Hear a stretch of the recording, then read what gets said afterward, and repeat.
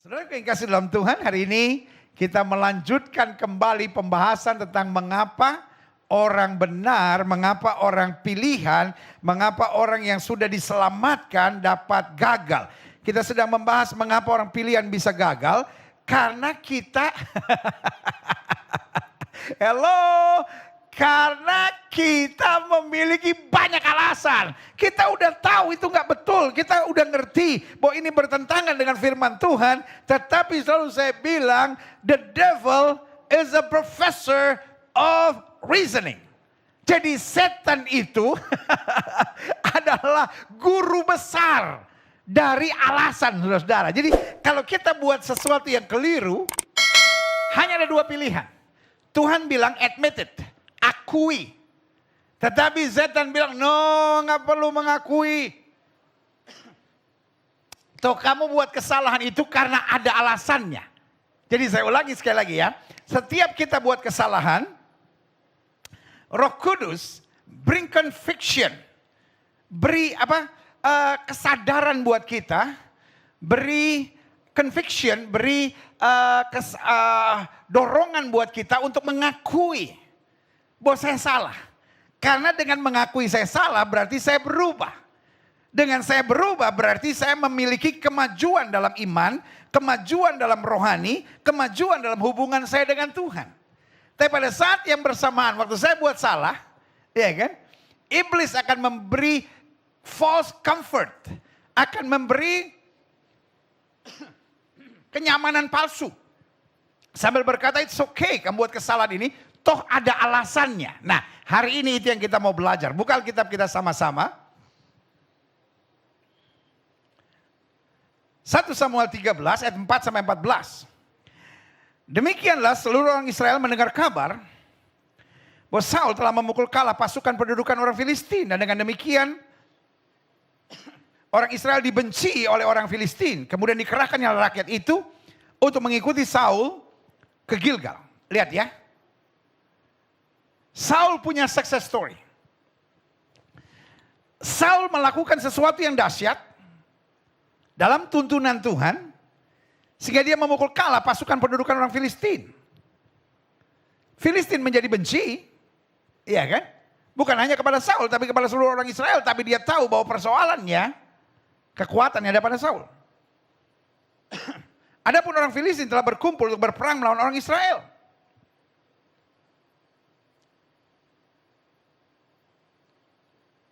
Kemenangan kita, keberhasilan kita, hal-hal yang dahsyat yang kita buat Tuhan, tidak membuat iblis langsung mundur. Tetapi membuat iblis sesaat mundur, tetapi mempersiapkan serangan baru lagi kepada kita. Be careful. Saya ulangi sekali lagi. Orang benar yang melakukan hal-hal dahsyat buat Tuhan, orang benar yang berhasil dan diberkati, sesuai dengan tadi lagu yang kita naikkan bersama. Aku percaya. Aku diberkati. Ku yakin aku diberkati. Ku yakin aku pasti berhasil. Ah itu kan? Iya kan? Jadi aku yakin aku diberkati, aku yakin aku pasti berhasil, aku yakin aku pasti beruntung. Nah, waktu kita berhasil, waktu kita diberkati, waktu kita beruntung, waktu kita melakukan apa yang Tuhan kehendaki, kita memukul kalah iblis, tapi bukan berarti iblis mundur selama-lamanya. No, dia mundur sesaat.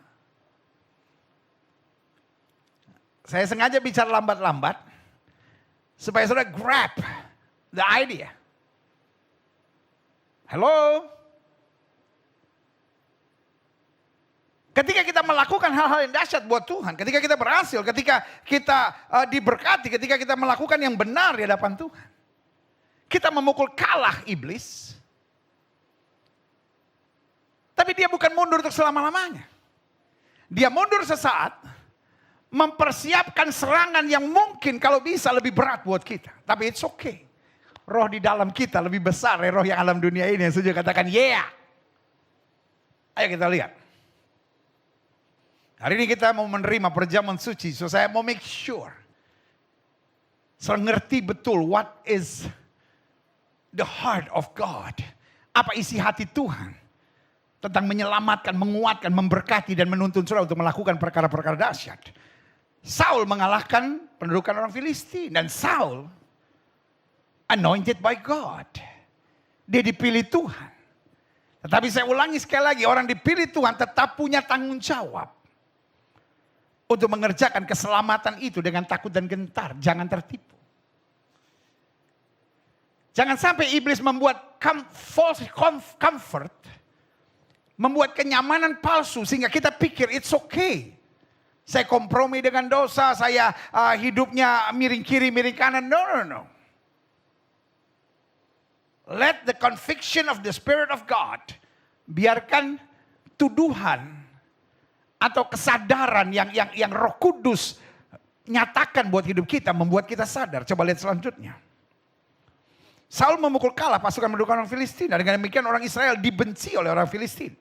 Kemudian dikerahkan rakyat itu mengikuti Saul ke Gilgal. Adapun orang Filistin telah berkumpul untuk berperang melawan orang Israel. Lihat. Kemenangan tidak membuat musuh langsung lari. Tidak membuat iblis langsung gemetar. Bahkan mempersiapkan serangan yang lebih dahsyat. Saya hanya mau ingatkan buat saudara. Christian life is a constant spiritual battle. Kehidupan Kristen adalah peperangan rohani yang terus menerus. Karena iblis masih mau terus ganggu. Tetapi Alkitab saya tekankan, umat yang mengenal Allahnya akan tetap kuat dan bertindak. Yang setuju katakan yeah. Itu sebabnya kita membutuhkan tubuh dan darah Kristus. Sebuah kepastian bahwa saya sudah disucikan dan saya dijaga oleh anugerahnya. Lihat selanjutnya. Adapun orang Filistin telah berkumpul untuk berperang melawan orang Israel. Dengan 3.000 kereta, 6.000 orang pasukan berkuda. Artinya apa? Serangan yang lebih besar lagi. Dan pasukan berjalan kaki sebanyak pasir di tepi laut tidak terhitung. Mereka bergerak maju dan berkemah di Mikmas di sebelah timur Bet Awen, ayatnya ke-6. Ketika dilihat orang-orang Israel bahwa mereka terjepit, sebab rakyat memang terdesak, maka larilah rakyat bersembunyi di gua, Keluk Batu, Bukit Batu, Liang Batu, dan Perigi. Wah. Kadangkala kita menghadapi serangan yang begitu besar. Sampai kita merasa terjepit. Sampai kita bertanya, where are you God? Never asking God, where are you? Because He is just inside of you. Jangan pernah bertanya, Tuhan kau di mana? Karena Dia ada di dalam kita. Kalau Tuhan gak beserta kita, habis kita. Folks. Kau pikir menghadapi pandemi ini gampangkah? Mau namanya pendeta, mau namanya pengusaha, mau namanya orang miskin, mau namanya karyawan, mau namanya pejabat, siapapun dia. Pandemi menyusahkan, presiden sekalipun susah. Presiden perintahkan vaksin orang ribut, presiden tidak perintahkan vaksin orang ribut. Saya baru saja divaksin, 4 Maret. Saya bersama istri dan anak saya, Gravens, lalu kemudian bersama dengan Ketua Sinode Gereja Bethel Indonesia, bersama Sekum Persekutuan Gereja-Gereja Indonesia, bersama beberapa hamba-hamba Tuhan juga yang luar biasa, tetapi masih saja ada. Bahkan saya tulus-tulus posting di saya punya medsos, tiba-tiba ada yang bilang, selamat, Anda sudah menerima tanda Lucifer 666, bodoh saudara-saudara. Lalu saya dikirimin link. Ada seorang ibu yang tidak jelas. Saya juga kaget, dia ibu kah, anak muda kah? Tiba-tiba bilang begini, saya dapat mimpi. Tuhan Yesus ngomong, jangan terima vaksin. Lalu saya tanya, kenapa tidak boleh terima vaksin? Ya Tuhan. Tiba-tiba dia jawab, karena vaksin sudah disuntik dengan gen antikristus. Saya mau bilang sesat, itu dari setan. Saya bertanggung jawab, saya berdiri di mimbar yang suci ini. Saya tidak mungkin mempermainkan nama Tuhan. Saya melayani Tuhan. Saya bertobat, lahir baru. Dari tahun 1984. Pertama kali saya mengabarkan Injil. Saya bertobat waktu saya usia 10 tahun. Waktu itu saya di tahun 76, 77 saudara-saudara. Dan saya melayani Tuhan pertama kali 21 Juli 1984. Hanya karena vaksin saya mau gadaikan iman saya, nama Yesus saya nggak mungkin. Tapi saya sebagai gembala, saya harus bertanggung jawab untuk domba-domba yang Tuhan percayakan untuk saya gembalakan. Yang berkata, saya mau tetap tidak divaksin karena itu antikris. Silahkan. Setiap orang punya hak. Saya tidak akan memaksa. Tetapi yang saya tentang adalah hoax. Itu jahat. Yang saya tentang adalah orang-orang yang menyebar hoax. Dan bilang di dalam vaksin ada microchip. Tidak, saya sudah coba. Saya sudah coba. Saya sudah lihat jarumnya. Nggak mungkin bisa ada microchips di situ. Dan belum pernah ada sejarah microchip bisa mengalir lewat air, saudara-saudara. Saudara tetap tidak mau divaksin, itu hak saudara. Tetapi tanggung jawab saya sebagai pendeta adalah memberitahu kebenaran. Kalau ada orang yang menyebut nama Tuhan dan berkata Tuhan Yesus ngomong sama saya mau bilang itu setan. Karena Alkitab sudah bilang, di akhir zaman akan banyak Mesias palsu yang bilang, Tuhan Yesus di sini, Tuhan Yesus di sana. Tapi kamu harus waspada. Mereka bukan domba, tapi serigala yang buas. Silahkan, kalau saudara tidak mau divaksin, ada yang tidak mau divaksin karena takut jarum suntik. Gak apa-apa. Iya kan? Ada yang tidak mau divaksin karena alasan-alasan apapun, silahkan. Tetapi kalau karena itu sudah menebar hoax, saya mau bilang hatimu busuk. Engkau jahat, saya bertanggung jawab. Apalagi kalau ada orang bilang mimpi bahwa vaksin itu sudah disuntik oleh gen antikristus. Tidak betul. Saya sudah divaksin. Saya tetap cinta Yesus. Saya tetap melayani Yesus. Saya tetap menyembah Tuhan. Saya rasakan hadiratnya. Jangan mau dibodoh-bodohi, saudara-saudara. Kenapa? Karena ada kelompok lain yang bukan orang Kristen, yang juga kelompok fanatik-fanatik bodoh, dengan alasan kitab sucinya. Jadi bukan hanya orang Kristen, jadi ini adalah sebuah kelompok yang memang selalu mau menciptakan kegaduhan dengan melempar ketakutan. Awalnya dengan vaksin, selesai vaksin, lalu kemudian dengan anti vaksin. Mulainya dengan COVID-19, kemudian dengan vaksin. Saudara yang kasih dalam Tuhan, kelompok-kelompok ini yang dikendalikan oleh kuasa kegelapan memang selalu mau menaburkan ketakutan, kekhawatiran, dan kegaduhan. Karena itu memang cara kerja setan. Makanya saya bilang,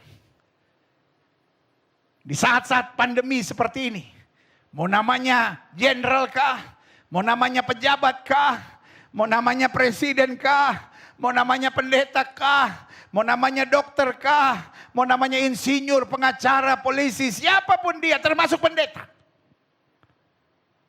Juga ada menghadapi badai yang keras ini. Dan kalau kita bisa bertahan karena Tuhan Yesus yang setuju sama saya, katakan amin. Amin. Tolong berhenti, siapapun saudara. Tolong dalam nama Yesus. Kalau engkau orang Kristen, bertobat. Berhenti menebarkan hoax. Karena Alkitab berkata, berita-berita bohong jangan kau sebarkan. Alkitab berkata, kita harus membawa damai. Buat saya penebar hoax ada dua. Yang pertama dia bodoh. Yang kedua dia jahat. Ada orang-orang yang betul hatinya gak jahat. Dia pikir yang dia kabarkan itu kebenaran. Tapi dia hanya kurang belajar. Dia dapat dari guru-guru palsu. Dia dapat dari guru-guru jahat. Yang kemudian dia tebarkan lagi. Saudaraku yang kasih dalam Tuhan. Penebar hoax yang pertama adalah orang-orang tulus tapi bodoh. Yang kedua, orang-orang pintar tapi berhati jahat. Yang memang dipakai setan untuk menebarkan kekacauan dan kegaduhan. Dan dalam nama Yesus, saya sebagai hamba Tuhan, saya sebagai gembala, saya harus memberitahukan kebenaran. Saya bisa saja khotbah hal-hal yang menyenangkan, dan untuk itu nggak ada haters. Sorry, I'm not an artist. Saya bukan artis. Saya bukan public figure. Saya hanya seorang hamba Tuhan yang harus taat pada firman. Karena firman inilah saya memberitakan Injil. Dan saya sayang pada domba yang Tuhan percayakan untuk saya gembalakan. Saya tidak mau mereka tersesat. Saya tidak mau mereka bodoh. Jangan nanti kau mati karena COVID. Karena kau tidak siap divaksin. Karena kau punya data-data, kau punya bukti-bukti, kau punya apapun ajaran-ajaran yang gak beres itu. Tentang anti vaksin. Lalu saudara bilang ini saya mati karena kebenaran. Bukan karena kebenaran, mati konyol saudara itu namanya. Karena kebodohanmu sendiri. Hari ini sebagai hamba Allah saya mau ingatkan. Jangan pernah bertanya where are you God? God is always inside of us. Karena ada Tuhan kita kuat. Karena ada Tuhan kita mampu. Karena ada Tuhan kita tidak tertipu dengan ajaran-ajaran yang bodoh ini. Sehingga kita bisa mengerti jalan Tuhan. Makanya Alkitab bilang kalau kamu kekurangan hikmat, jangan baca broadcast. Tapi minta pada Tuhan. Masa ada orang bisa bilang saya mimpi. Tuhan bilang di dalam vaksin disuntikan gen antikris. Saudaraku yang kasih dalam Tuhan, itu penyesat, itu bodoh saudara-saudara. Dan itu jahat saudara-saudara, dan itu memakai nama Tuhan dengan sembarangan. Sorry, karena cinta, saya ngomong apa adanya. Yesus satu kali masuk bait Allah, diambil cemeti, dia bongkar pedagang-pedagang burung merpati dan penukar-penukar uang. Dan dia berkata, cinta akan rumah Tuhan menghangatkan amarahku. Dan hari ini, saya umumkan, Bapak, Ibu, jemaat sekalian, saya marah. Kenapa saya marah? Karena penyesat-penyesat masuk di kalangan orang-orang Kristen. Di kalangan jemaat-jemaat Tuhan mengatasnamakan nama Tuhan. Lalu menebarkan berita-berita sesat dan bohong. Kalau saya divaksin, tiba-tiba saya tidak tertarik untuk menyembah Tuhan. Maka saya bilang jangan-jangan ada roh lain. Tapi saudaraku yang kasih dalam Tuhan. Saya tahu persis, saya selidiki betul. Tidak ada barcode di dalam vaksin yang ada di botolnya. Tidak ada microchips. Tidak ada tanda 666. Tidak ada hubungannya dengan kuasa-kuasa kegelapan ini. Iya kan? Jadi karena itu stop. Berita-berita hoax ini. Engkau jahat. Dan buat saya, engkau sedang dipakai setan. Mungkin kau tidak mengerti. Tapi belajar lebih dalam. Tanya sama dokter-dokter yang bertanggung jawab. Tanya sama hamba-hamba Tuhan yang memang berintegritas. Bukan mereka yang baru setahun, 2 tahun ini tiba-tiba ngomong akhir zaman. Setahun, 2 tahun ngomong akhir zaman lalu pelayanannya juga gak jelas. Tetapi ini saatnya. Tubuh Kristus menyadari. Ada serigala-serigala yang sedang dilepas. Dan ini bukan hanya di antara orang Kristen. Jangan saudara pikir, wah saudara dapat pewahyuan dari Tuhan. Karena yang sebelah juga banyak yang kayak begitu. Banyak juga kadrun saudara-saudara. Jangan saudara pikir ini pernyataan dari Tuhan. Kalau ini pernyataan dari Tuhan, yang sebelah gak mungkin, yang kadrun gak mungkin saudara-saudara. Kok buktinya sama? Berarti Tuhannya sama dong. Penyesatnya sama, pengacaunya sama. Dan yang mengakibatkan kegaduhan ini juga sama. Dan itu saya berani katakan, iblis. Jelas? Masa pewahyuan dari Tuhan sama dengan kadrun-kadrun yang juga gak jelas saudara-saudara. Hello? Mari kita berpikir secara sehat. Saudara boleh marah sama saya. Tapi saya ngomong karena cinta. Saya bersalah di hadapan Tuhan. Kalau saya tidak ngomong kebenaran. Hanya demi supaya saya disukai orang. Saudara mau unfollow saya, saudara gak mau ikuti ibadah ini lagi, silahkan. Tetapi yang pasti, saya takut akan Tuhan. Kalau saya hanya mencari kesenangan manusia. Karena saya ingat Paulus katakan, kalau aku hanya mencari kesukaan manusia, aku bukan lagi hamba Kristus. Jadi saya ulangi sekali lagi. Never asking God, where are you? Jangan pernah mempertanyakan Tuhan di mana engkau berada. Karena Tuhan ada di dalam kita, itu yang membuat kita kuat. Coba lihat selanjutnya. Ketika dilihat orang-orang Israel bahwa mereka terjepit, sebab rakyat memang terdesak. Maka rakyat bersembunyi di gua, Keluk Batu, Bukit Batu, Liang Batu, dan perigi. Lihat saudaraku, ada masanya. Serangan musuh, serangan setan, serangan kondisi keadaan membuat kita terjepit dan terdesak. Sampai kita rasanya mau lari. Malah ada orang Ibrani yang menyeberangi arungan sungai Yordan menuju tanah Gad dan Gilead.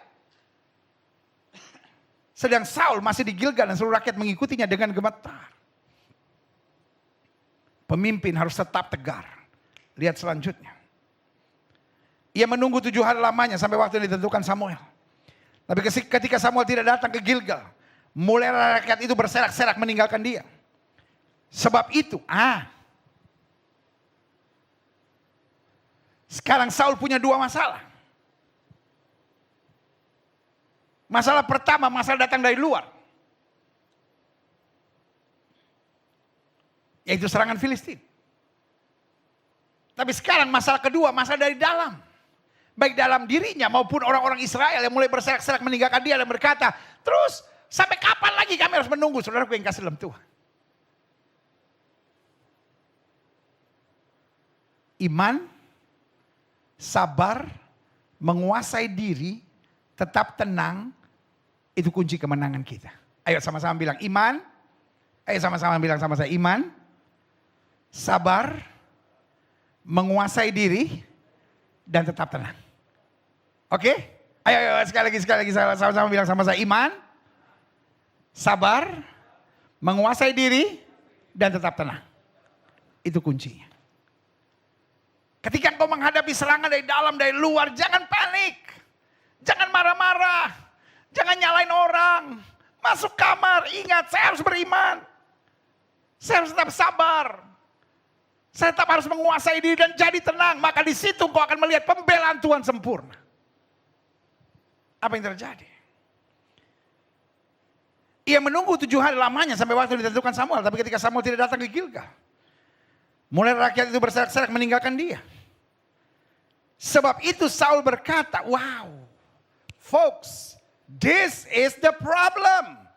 Saul berkata, bawalah kepadaku, dia gak sabar, dia gak tenang, dia gak menguasai diri, dia mulai melakukan sesuatu yang keliru. That is the job. That is the job. Itu adalah tugas dari Samuel. As a prophet of God.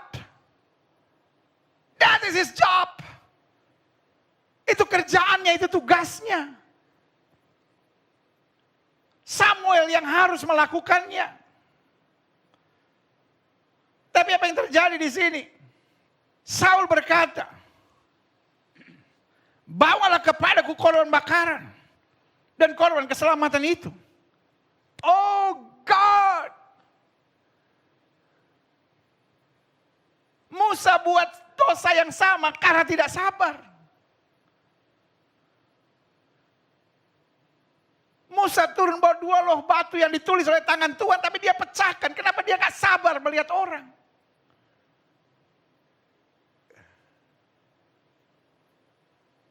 Kadangkala dosa bukan hanya bersifat perzinahan, judi, minum mabuk. Even though it's a serious sin. Tapi kadangkala tidak menguasai diri juga adalah kesalahan di hadapan Tuhan. Suami belajar kuasai diri. Iblis mau kita emosi, sehingga karena emosi banyak rumah tangga hancur. Banyak pelayanan rusak. Banyak hubungan anak dan orang tua kacau. Musa yang harusnya cuma tunjuk batu, dia pukul sampai Tuhan bilang, enough is enough Moses. Cukup. Kamu boleh lihat tanah perjanjian tapi kamu gak akan pernah masuk. Folks, kita lihat apa yang terjadi. Dia gak sabar. Karena tekanan akhirnya dia mulai panik. Dan kemudian dia mulai bakar korban. Sesuatu yang gak boleh dia buat, itu tugas dari Samuel. Ayat 10. Baru saja ia habis mempersembahkan korban bakaran, maka tampaklah Samuel datang. Artinya apa? Kalau saja kita sabar sedikit lagi, hello. Take this. Ingat ini. Kalau tekanan sudah memuncak, sabar sedikit. Karena sebentar lagi mujizat terjadi. Alkitab membahasakannya seperti wanita yang sakit bersalin.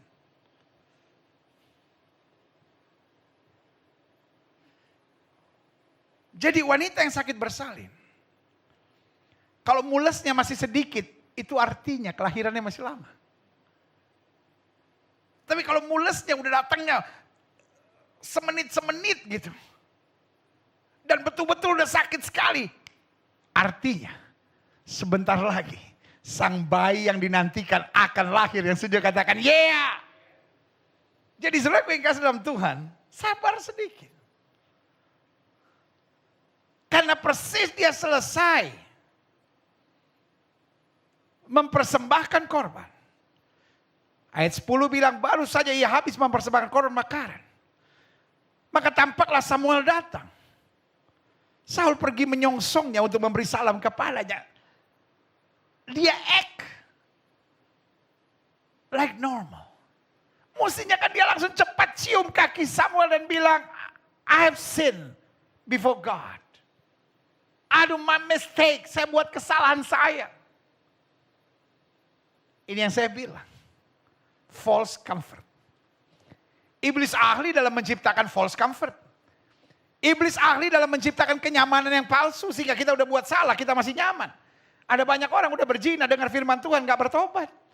Ada banyak orang jadi istri piaraan terus anggap normal. Ada banyak orang akhirnya sudah menggugurkan kandungan dan pikir ya jalannya udah harusnya begini kali pendeta. Ada orang yang pacaran sama suami orang, lakukan hubungan seks sebelum nikah dan merasa nyaman. Hari ini waktu engkau menerima perjamuan kudus, ini saatnya untuk kau berkata, Tuhan ampuni aku. Aku bertobat dan mau berubah 100%. Yang sejak katakan, yes. Amin. Tetapi kata Samuel, oh saudaraku yang kasih dalam Tuhan, ini yang saya suka. Hamba Tuhan gak usah belagak-belagak. Hamba Tuhan apa adanya aja. Salah katakan salah. Benar katakan benar. Hamba Tuhan bukan penjilat. Saudara gak akan dengar khotbah-khotbah yang hanya menyenangkan telinga saudara dari mimbar ini. Salah akan saya katakan salah. Tapi benar akan saya katakan benar. Karena sebagai hamba Allah saya hanya takut pada Tuhan. Saya bukan dipanggil untuk mencari kesukaan manusia. Tapi saya dipanggil untuk memberitakan apa yang Tuhan sampaikan kepada saya. Kalau itu memberkati saudara, terimalah. Kalau itu membuat saudara tersinggung, bertobatlah. Karena seorang hamba Tuhan bukan untuk menyenangkan daging saudara.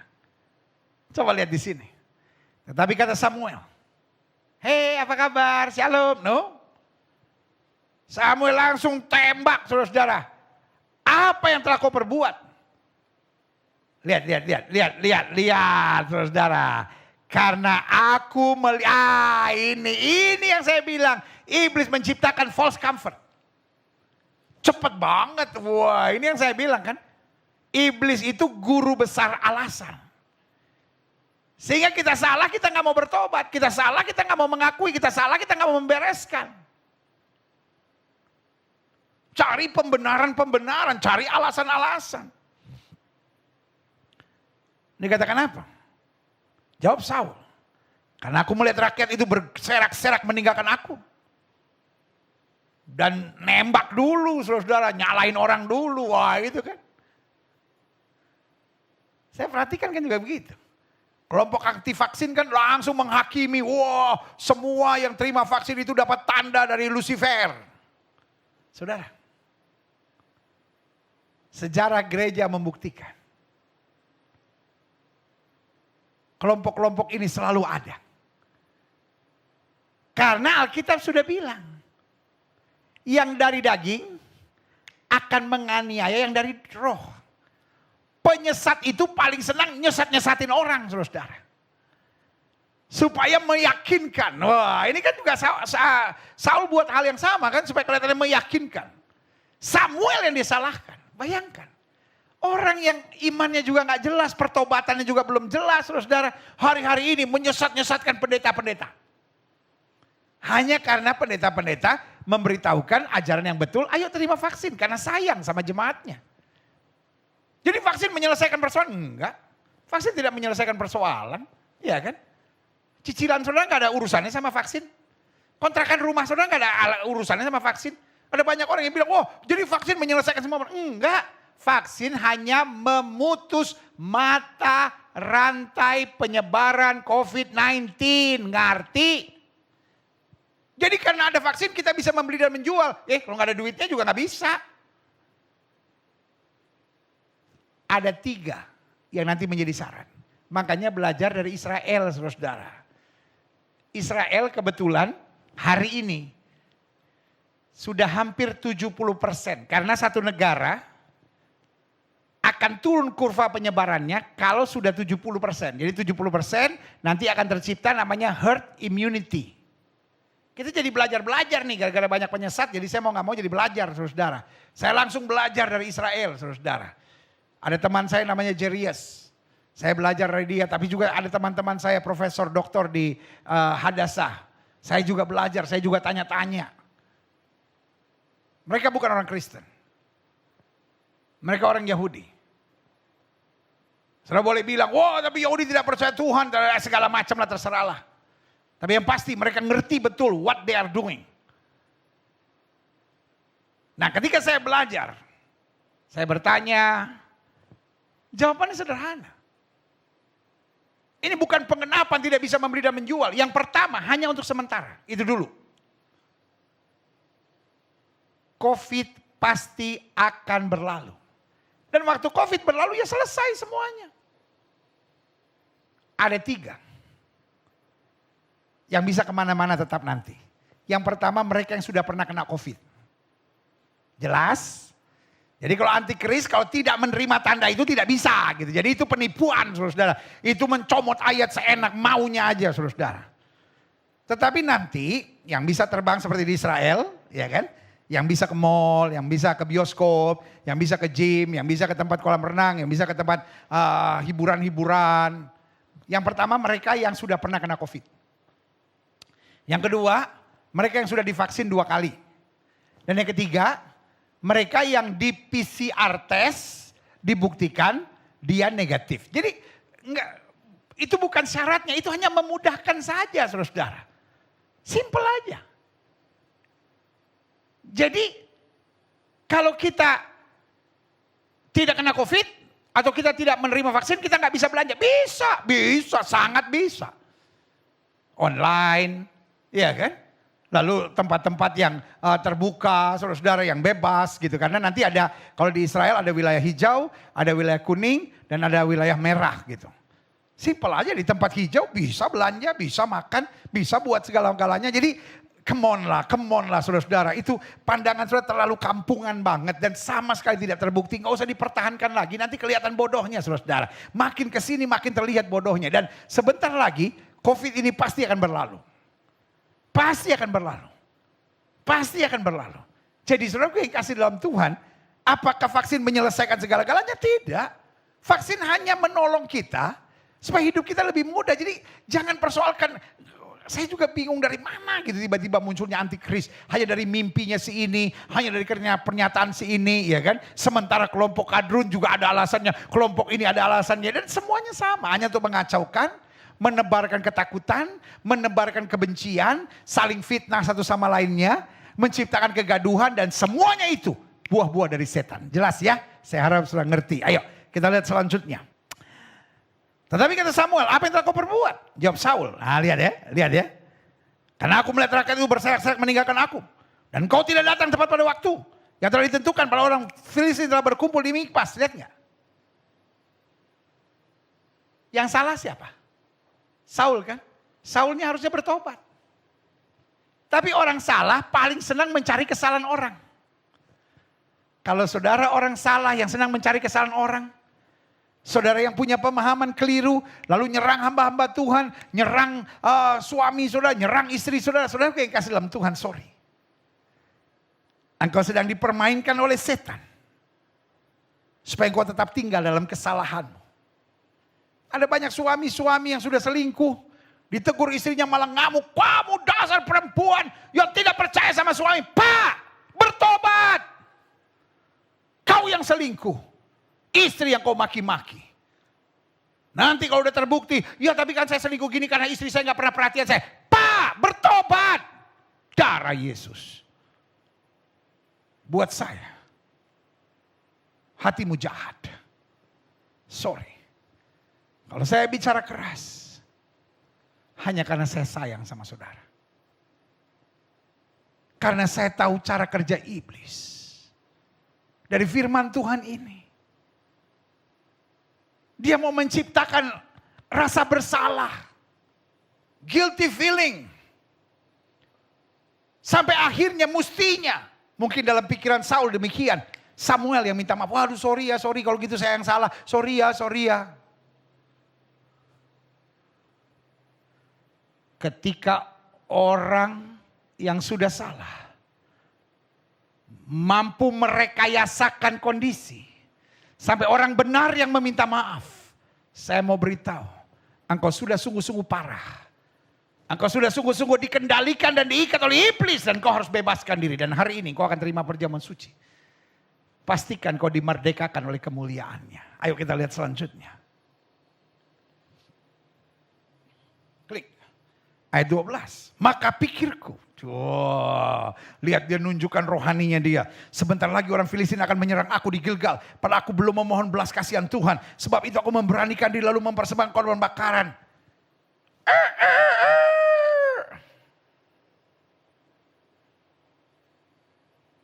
Kalau kita baca ayat ini sepintas.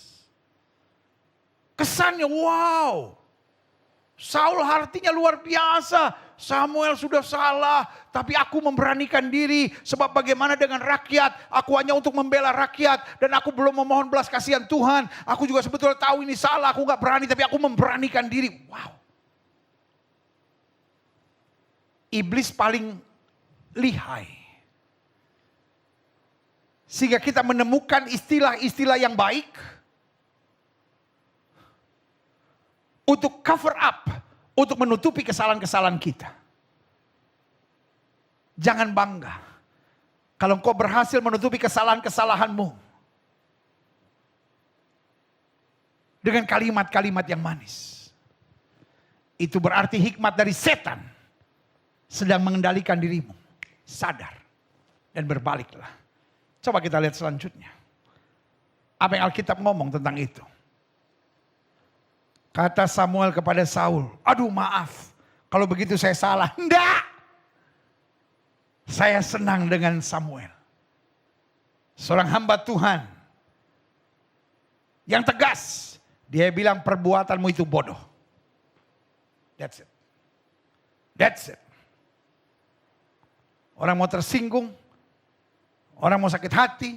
Hey, Saul is the king of Israel. Saul itu raja. Hamba Tuhannya bilang apa? Perbuatanmu bodoh. Selesai. Saudaraku yang kasih dalam Tuhan.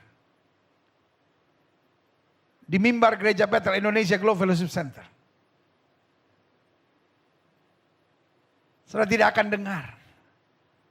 Kalimat seorang pendeta yang coba menyenang-nyenangkan hati saudara. Tapi saudara akan dengar berita yang tegas, berita yang jelas, berita kebenaran. Betul kadang-kala khotbahnya bernuansa lucu. Betul kadang-kala khotbahnya bernuansa ringan. Tetapi ketegasan adalah ciri dari pelayanan anak-anak Tuhan. Karena visi gereja kita jelas. Menegakkan kerajaan Allah dalam kebenaran dan kasih. Kalau Samuel berkata kepada Saul, perbuatanmu itu bodoh, bukan kasar. Tapi itu kebenaran yang sedang disingkapkan. Halo, saya ulangi sekali lagi. Banyak orang bilang, oh itu kasar banget. Bukan kasar, itu kebenaran yang sedang dinyatakan. Dengan sebenar-benarnya. Kata Samuel kepada Saul, perbuatanmu itu bodoh.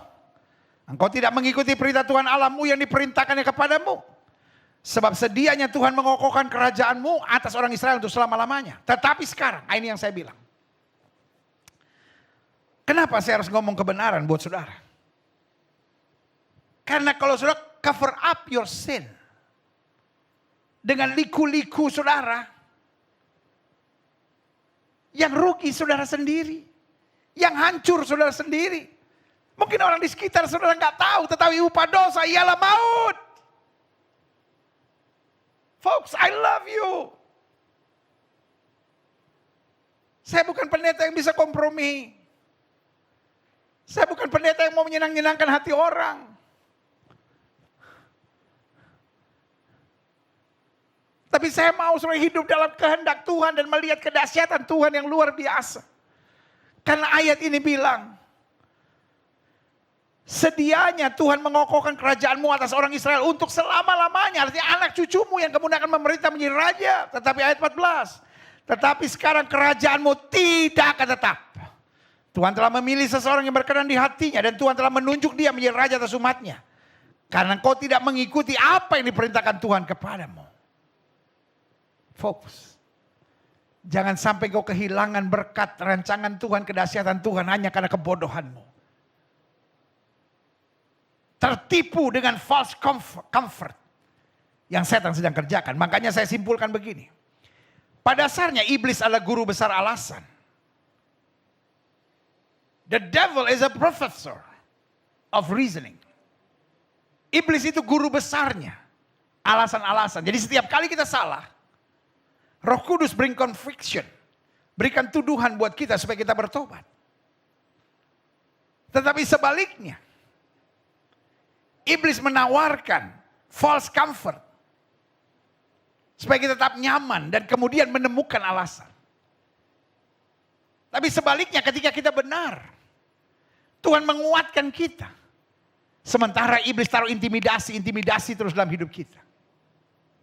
Jangan tertipu. Karena itu saya catat demikian. Iblis selalu menawarkan pada pikiran kita alasan-alasan yang logis dan masuk akal dengan targetnya satu. Agar kita merasa wajar berbohong. Toh ini untuk kebaikan. Toh semua orang juga buat hal yang sama. Toh ini bohong putih. Bawang putih ada, bohong putih nggak ada, saudara. Ngerti nggak maksud saya? Kita merasa wajar berbohong. Karena ini untuk menutupi sesuatu. Toh ujung-ujungnya untuk kebaikan. Stop.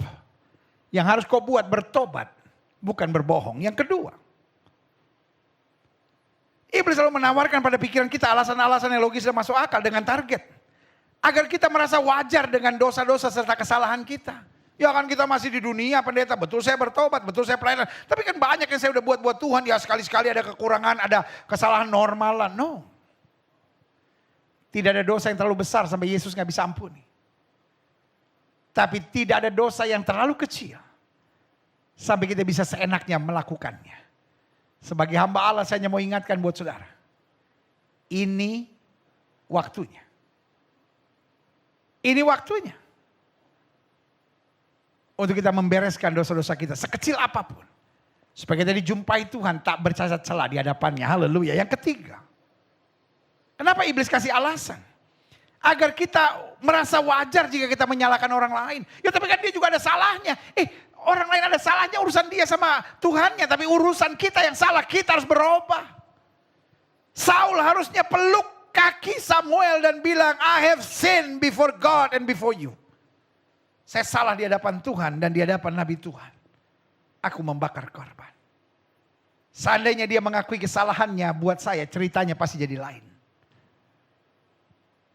Tapi kenapa Samuel bilang perbuatanmu bodoh? Karena sudah salah. Masih menutupi dengan alasan-alasan lalu menyalahkan orang lain. Selanjutnya yang keempat. Iblis akan selalu menawarkan pada pikiran kita alasan-alasan yang logis dan masuk akal dengan target. Agar kita merasa wajar jika kita tidak taat pada firman Tuhan. Bahkan melarikan diri dari panggilan Tuhan. Kita anggap wajar. Habis istri saya ngecewain saya. Habis situasinya lagi pandemi seperti ini. Habis gak ada yang dukung saya. Habis orang tua saya bercerai. Saudaraku yang kasih dalam Tuhan. Saya belajar dari seseorang. Orang itu adalah Ridwan Kamil. Dia adalah gubernur Jawa Barat. Lalu waktu saya wawancara dengan beliau. Beliau bilang begini, kan saya tanya. Kang Emil ini kan seorang arsitek, seorang insinyur. Kenapa tertarik dalam dunia politik? Kan seorang insinyur udah jelas, arsitek udah jelas kerjaannya. Kenapa tertarik politik? Lalu dia jawab sebuah kalimat gini, saya marah. Saya marah lihat ada yang tidak terwakili, ada yang tidak bisa makan, saya lihat kacau. Lalu saya marah. Dan kemarahan saya bawa dalam doa. Karena beliau adalah seorang muslim, dia bilang saya sembahyang. Lalu kemudian saya ngobrol sama ibu saya. Lalu ibu saya mengarahkan. Kalau kamu marah, salurkan pada hal yang positif. Kamu yang harus berbuat sesuatu. Jadi saya bilang, oh berarti Kang Emil ini jadi gubernur karena marah. Iya. Jadi marah yang saya arahkan pada hal yang positif. Itu yang saya belajar. Saudaraku yang kasih dalam Tuhan. Jangan marah menjadikan alasan. Ketidakadilan menjadi alasan. Tekanan menjadi alasan. Untuk kita merasa wajar untuk kita tinggalkan pelayanan. Wajar kita tinggalkan tanggung jawab. Wajar untuk kita kompromi dengan dosa. Wajar kalau kita punya alasan-alasan untuk akhirnya melakukan hal-hal yang bertentangan dengan firman Tuhan. Itu kebodohan. Makanya Samuel datang kepada Saul dan berkata, perbuatanmu itu bodoh. Dan hari ini saya sayang sama jemaat yang olehnya Tuhan percayakan untuk saya layani melalui online ini. Saya tidak mau sudah bodoh. Kalau engkau tahu salah, cepat bertobat. Cepat berubah. Cepat berbalik pada jalan Tuhan. Jangan cari kesalahan orang. Cepat bilang, Tuhan ampuni aku mau berubah. Jangan persoalkan mama dan papamu yang bercerai. Jangan persoalkan suamimu yang mungkin pelit dan kasar. Jangan persoalkan istrimu yang cerewet dan cemburuan mungkin. Jangan persoalkan mertuamu yang kelihatannya mau ikut campur semuanya. Tetap lakukan apa yang Tuhan perintahkan di saat keadaan yang mendesak sekalipun.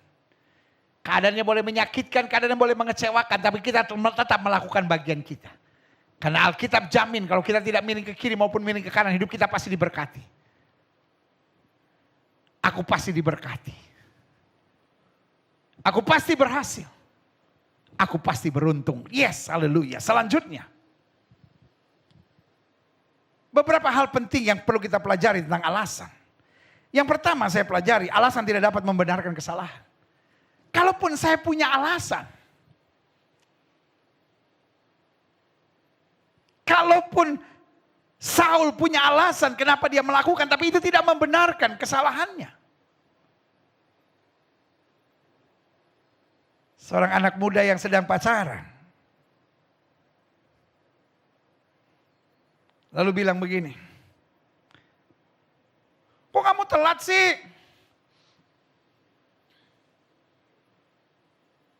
Ya habis tadi. Begini. Kamu juga jadi perempuan kok gak mau ngertian banget sih. Akhirnya perempuannya minta maaf. Ya sorry deh.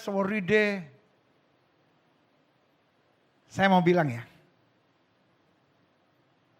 Kalau saudara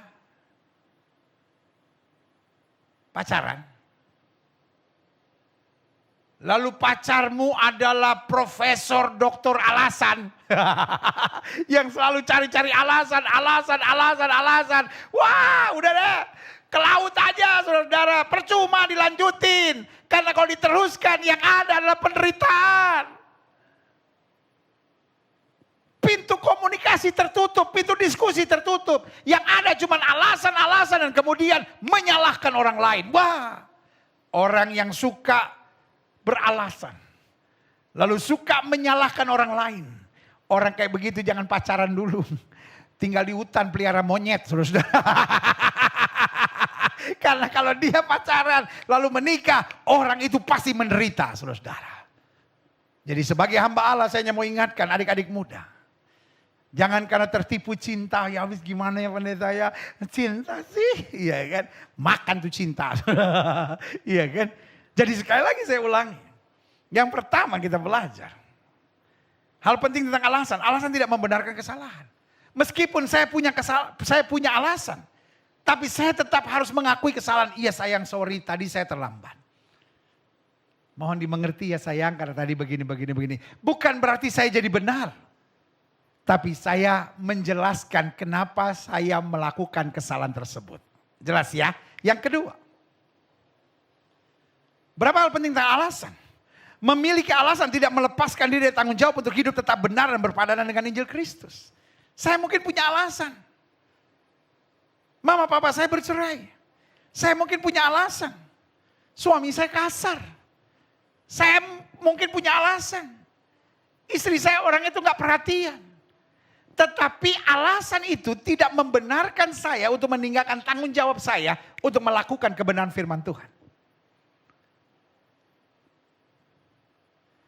Saya senang satu lagu yang diciptakan oleh rekan saya, senior saya, hamba Tuhan yang saya sangat hormati, yaitu Pendeta Dr. Insinyur Niko Nyoto Raharjo.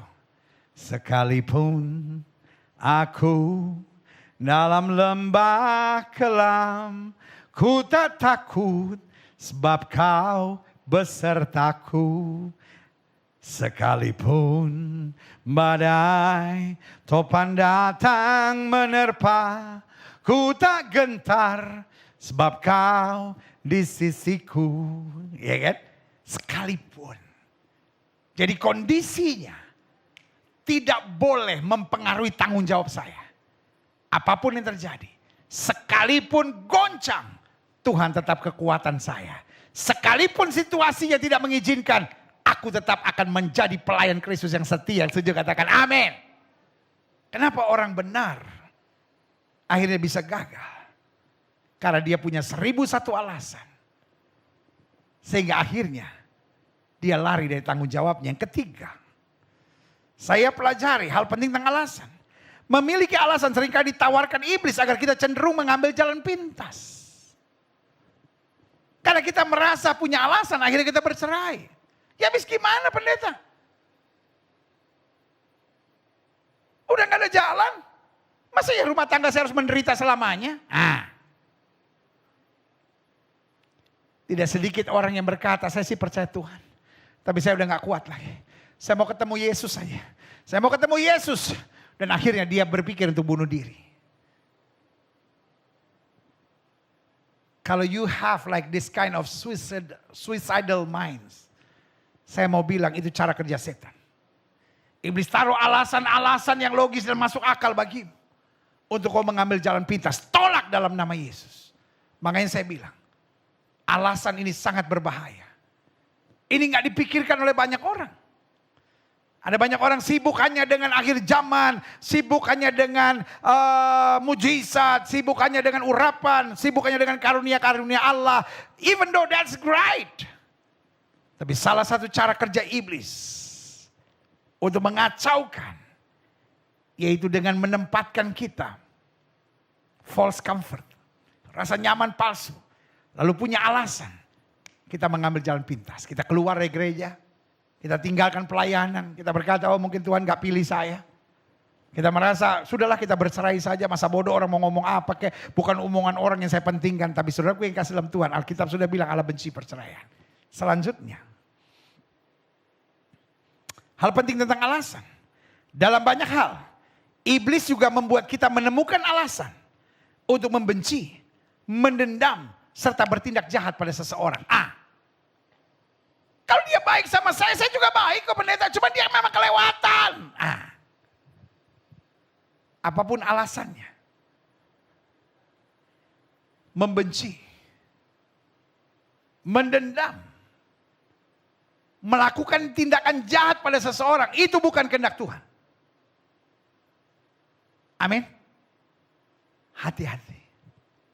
Apapun alasannya. Engkau mengerti, wah ini setan. Setan mau membuat saya false comfort. Saya nyaman meskipun saya benci dia. Meskipun saya dendam sama dia. Meskipun saya simpan kepahitan sama dia. Normal. Dia bapak yang pernah mau coba perkosa saya pendeta. Dia pernah melakukan tindakan-tindakan yang menyakitkan buat saya. Sebagai hamba Allah saya hanya mau ingatkan. Hidup Kristen gak ada pilihan. Kecuali mengampuni. Memberkati. Dan melupakan. Kadangkala saya harus ngomong ini dengan air mata yang mengalir. Kadangkala saya ketemu orang-orang yang memang diperlakukan secara tidak manusiawi. Kadangkala saya ngerti ada orang-orang yang memang diperlakukannya secara sangat menyakitkan. Tapi saya nggak bisa bilang orang kayak gitu kamu lawan. Tidak. Saya cuma bisa bilang, for us, there is no other choice. Dalam hidup ini saya sudah biasa mengalami pengkhianatan. Dalam hidup ini, saya sudah biasa menghadapi hal-hal yang menyakitkan. Tapi saya cuma ingat perintah Tuhan buat saya. Tidak ada pilihan lain. Kecuali mengampuni. Mengasihi. Mendoakan. Dan melupakan semua kesalahannya. Makanya saran saya selalu. Kalau kau berbuat baik sama seseorang. Jangan pernah kau ingat. Kalau kau berbuat baik sama seseorang, jangan pernah kau ingat. Karena itu hanya akan menimbulkan sakit hatimu. Kalau engkau berbuat baik, sadarlah. Tuhan memakai engkau untuk menjadi berkat. Dan urusanmu bukan sama orang itu. Urusanmu sama Tuhan yang memakai engkau. Dan dia akan memberkati engkau berlipat kali ganda, yang setuju katakan amin. Selanjutnya. Orang pilihan Tuhan harus menang atas alasan yang ditawarkan iblis. Saya ulangi sekali lagi. Orang pilihan Tuhan harus menang atas alasan yang ditawarkan iblis. Jadi kalau iblis mulai menawarkan alasan, engkau harus tolak, engkau harus menang. Dengan bagaimana menangnya? Nah ini dia. Kita harus punya pola pikir yang berbeda. Sama-sama bilang saya bukan berasal dari dunia ini. Hello? Kan saya udah bilang ibadah ini interaktif saudara ya kan. Sama-sama bilang sama saya bukan berasal dari dunia ini. Taruh tangan kanan saudara di dada, sama-sama bilang saya bukan berasal dari dunia ini. Amin. Folks. Karena hari ini khotbah saya agak sedikit keras. Saudara gak marah sama saya kan? I love you. I love you. I love you. Saya harap jangan karena Paulus bilang begini, jangan hanya karena aku berbicara keras lalu engkau menjadi musuhku. Tapi sekali lagi saya bilang, karena saya mengerti saudara adalah orang-orang yang bukan baru bertobat. Saudara memang membutuhkan makanan yang keras untuk mendidik saudara, mengarahkan saudara untuk berjalan dalam kebenaran ilahi. Saya pelajari pola pikir apa yang harus kita miliki untuk kita berani mengatasi segala tawaran iblis. Yang pertama, pola pikir yang harus kita bangun meskipun ada alasan. Tapi kalau saya salah, saya tetap harus bertobat dan berbalik dari jalan saya yang jahat. Pola pikir seperti itu yang harus kita miliki. Walaupun ada alasannya. Tapi Alkitab berkata kita ini buatan Allah.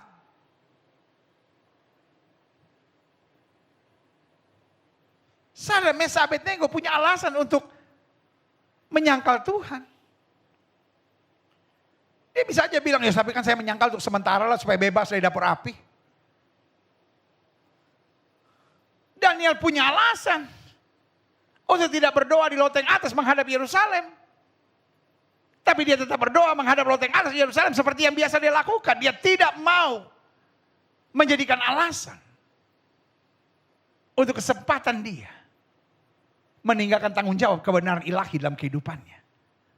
Makanya kesimpulan saya, pola pikir yang harus kita miliki yang pertama, meskipun saya memiliki alasan, tapi kalau terbukti saya salah, kalau kenyataannya saya salah, saya tetap harus bertobat dan berbalik dari jalan saya yang jahat. Amin. Yang kedua, pola pikir apa yang membuat kita menang atas tawaran iblis dengan false comfort, dengan berbagai reasoningnya ini.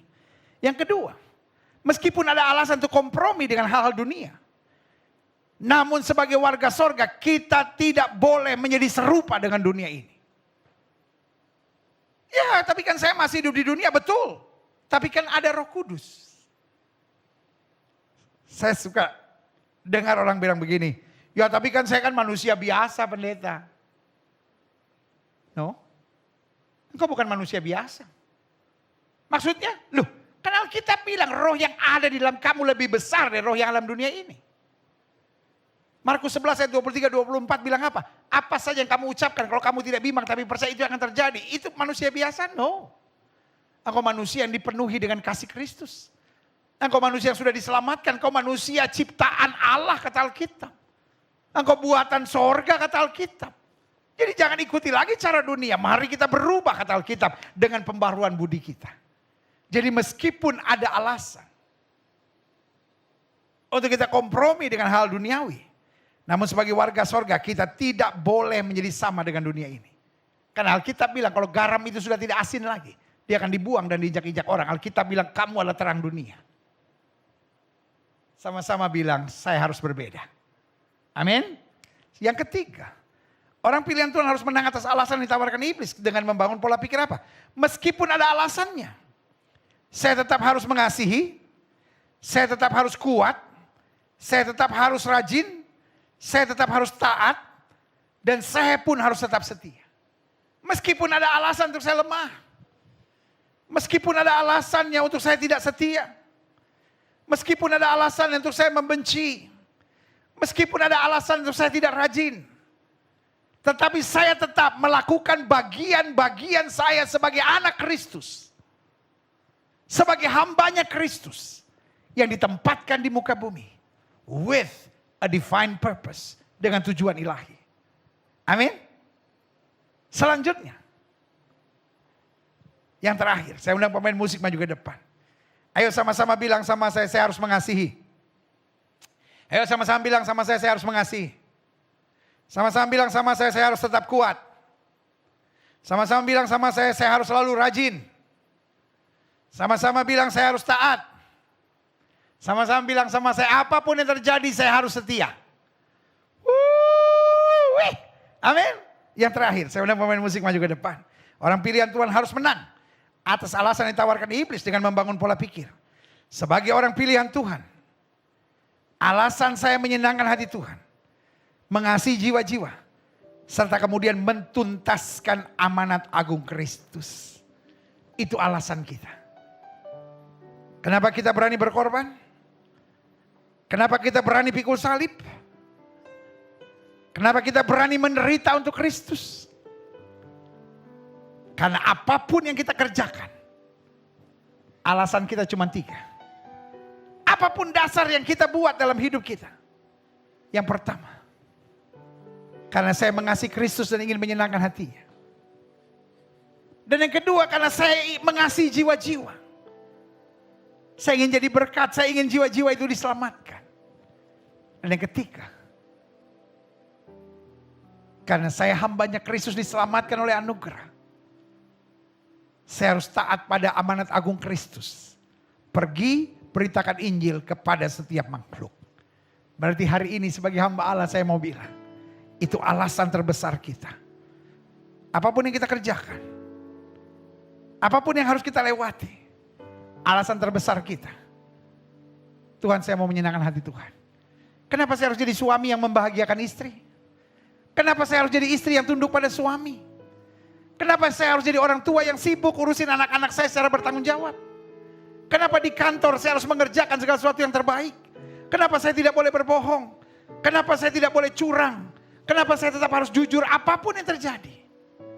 Karena saya punya 3 alasan dalam hidup ini. Yang pertama, saya mau senantiasa meninggikan Kristus dan menyenangkan hatinya. Yang kedua, saya mengasihi jiwa-jiwa. Saya mau jadi berkat. Dan saya mau, yang ketiga, mentuntaskan amanat agung. Mengabarkan Injil. Memenangkan jiwa. Menyeret sebanyak mungkin orang dari neraka jahanam. Menuju pada kemuliaan Tuhan yang luar biasa.